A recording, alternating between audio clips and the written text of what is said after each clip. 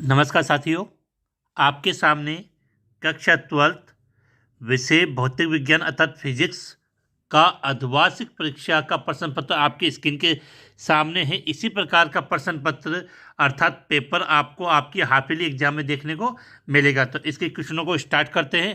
Question number 1 आपकी screen के सामने, क्वेश्चनों को हल करते हैं। उससे पहले जो स्टूडेंट फर्स्ट बार इस एम के बूस्टर यूट्यूब चैनल पे आए हैं वो चैनल को लाइक शेयर और सब्सक्राइब करना ना भूले, जिससे आपको हाफ ईयरली एग्जाम के जितने भी डिस्ट्रिक्ट वाइज पेपर है वो सब प्राप्त हो सके। आप सभी जानते हो कि जो अर्धवार्षिक परीक्षा होती है वो डिस्ट्रिक्ट वाइज होती है और प्रत्येक जिले का पेपर है वो अलग अलग बनता है, लेकिन देखने में यह आया है कि इन पेपरों में काफ़ी क्वेश्चन है वो समान मिलते हैं, जिससे अपनी काफ़ी अच्छी प्रैक्टिस हो जाती है। और ये हाफ ईयरली की जो पेपर है वो बोर्ड एग्जाम के पैटर्न के अकॉर्डिंग है। तो क्वेश्चन नंबर 1 हम स्टार्ट करते हैं जो आपकी स्क्रीन पे आ चुका है। क्वेश्चन नंबर 1, शुरुआत में इस हाफ ईयरली एग्जाम के पेपर में आपसे 10 मल्टीपल चॉइस क्वेश्चन पूछा गया। पहला क्वेश्चन है कि ई तीव्रता के विद्युत क्षेत्र में P विद्युत द्विध्रुव आघूर्ण वाले विद्युत द्विध्रुव पर लगने वाला बल आघूर्ण होगा। तो इसका राइट आंसर हो जाएगा आपका A P vector into E vector. इसके बाद क्वेश्चन नंबर 2, आपकी स्क्रीन पे कि क्वेश्चन नंबर 2 आपकी स्क्रीन पे कि यदि प्रकाश वेग c है और v आवर्ती वाले फोटोन का संवेग होगा, तो बिल्कुल याद होना चाहिए कि एच न्यू अपॉन सी होता है। तो इसका राइट आंसर क्या हो जाएगा? बी। क्वेश्चन नंबर 3, विद्युत धारा के चुंबकीय प्रभाव की खोज किसने की? काफ़ी इजी क्वेश्चन है, आप इसका आंसर चाहे तो कमेंट्स में बता सकते हैं। इसका राइट आंसर होगा बी, ओस्टेड। इसके बाद नेक्स्ट क्वेश्चन नंबर 4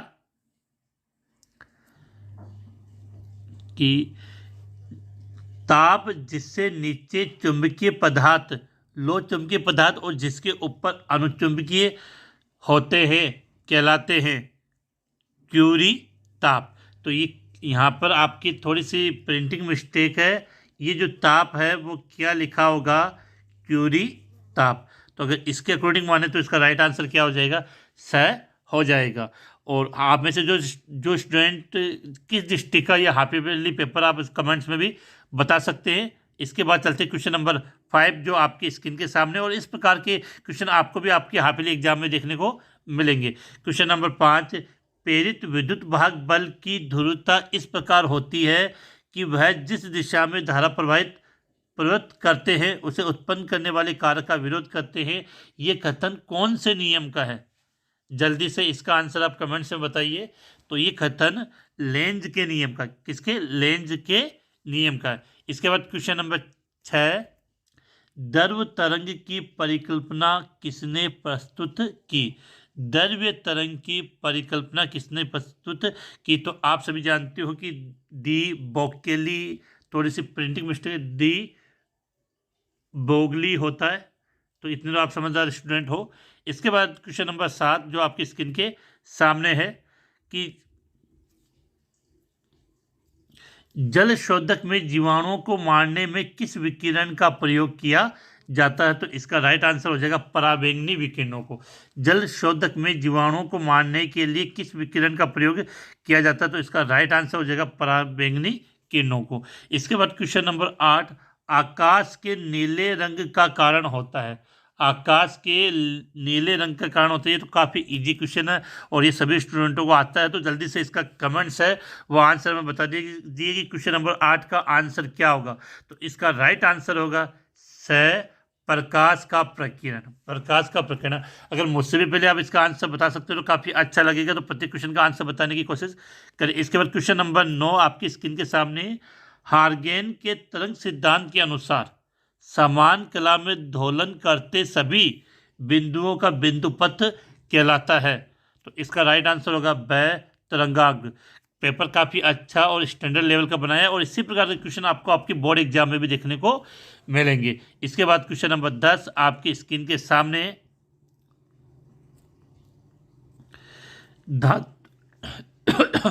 धातु पर आपतित प्रकाश की तीव्रता दुगुनी कर दी जाती है तो उत्सर्जित इलेक्ट्रॉनों की गतिज ऊर्जा होगी। धातु पर आपतित प्रकाश की तीव्रता दुगनी कर दी जाए तो उत्सर्जित इलेक्ट्रॉनों की गतिज ऊर्जा भी कितनी हो जाती है, दुगनी हो जाती है। तो इस क्वेश्चन का राइट आंसर हो जाएगा ए। इसके पश्चात हम चलते हैं रिक्त स्थान पे, रिक्त स्थानों की पूर्ति करें। इसी प्रकार क्वेश्चन आपको बोर्ड एग्जाम में मिलेंगे। तो इस प्रकार से सभी डिस्ट्रिक्ट के हाफ ईयरली पेपर प्राप्त करने के लिए इस MK बूस्टर यूट्यूब चैनल को जरूर सब्सक्राइब करें, जिससे आने वाले दिनों की सभी महत्वपूर्ण नोटिफिकेशन आपको समय समय पर प्राप्त होते रहे। इसके बाद इस रिक्त स्थान वाले क्वेश्चनों की बात करते हैं। पहला क्वेश्चन आपकी स्क्रीन के सामने आ चुका है। विद्युत क्षेत्र की तीव्रता की विमाप सूत्र क्या है? काफ़ी इजी क्वेश्चन है। ये क्वेश्चन मैं आपके लिए छोड़ रहा हूं, जिसका आंसर आप कमेंट्स के माध्यम से मुझे बताओगे। इसके बाद अगला प्रश्न पूछा गया, पूर्ण आंतरिक परावर्तन के लिए प्रकाश का सघन माध्यम से विरल माध्यम में संचरण आवश्यक होता है। क्वेश्चन नंबर 2 क्या हो जाएगा कि पूर्ण आंतरिक परावर्तन के लिए प्रकाश का कौन सा माध्यम सघन माध्यम से विरल माध्यम में संचरण क्या होता है, आवश्यक होता है। तो यहाँ कर लेना सघन माध्यम से विरल माध्यम में। अगला, किसी अवरोध के किनारों पर तरंगों का अपने मार्ग से मुड़ जाना। किसी अवरोध के किनारों द्वारा तरंगों का अपने मार्ग से मुड़ जाना, मुड़ जाना कौन सी घटना कहलाती है? प्रकाश की विवर्तन। क्या कहलाता है? कौन सी घटना कहलाएगी? विवर्तन की घटना कहलाती है। अगला, एक ऐसी युक्ति है जो प्रकाश ऊर्जा को विद्युत ऊर्जा में बदलते। प्रकाश ऊर्जा को विद्युत ऊर्जा में बदलने वाली युक्ति को हम क्या बोलते हैं? Solar cell. जो अपने घरों में लगे होते हैं, सोलर सेल।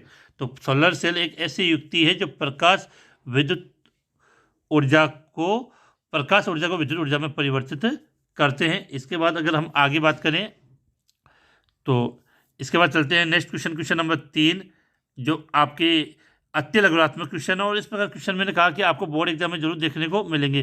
क्वेश्चन नंबर 3 है कि किस वैज्ञानिक ने सर्वप्रथम आवेशों को धनात्मक व ऋणात्मक कहा? तो ये किसने कहा था? बेंजामिन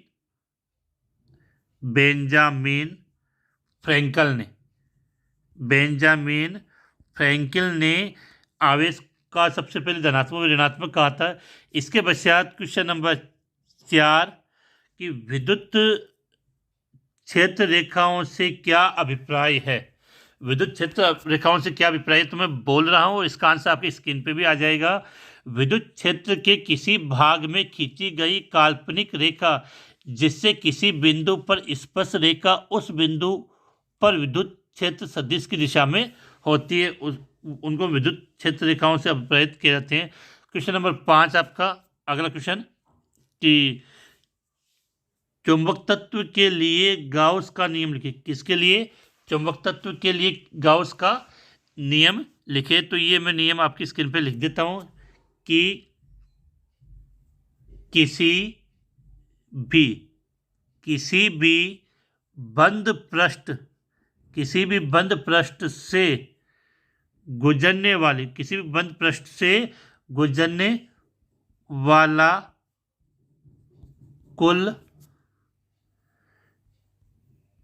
चुंबकीय फ्लक्स, किसी भी बंद पृष्ठ से गुजरने वाला कुल चुंबकीय फ्लक्स क्या होता है? शून्य होता है। इसके बाद नेक्स्ट क्वेश्चन की बात करें, क्वेश्चन नंबर 6 जो आपकी स्क्रीन पर है कि भंवर धाराओं के 2 अनुप्रयोग लिखें। क्या लिखने? भंवर धाराओं के आपको 2 अनुप्रयोग लिखने हैं। तो इसका पहला अनुप्रयोग तो लिख सकते हैं कि विद्युत रेलगाड़ियों के ब्रेक में, विद्युत रेलगाड़ियों के ब्रेक में इसका प्रयोग किया जाता है। और दूसरा उपयोग हो जाता है प्रेरण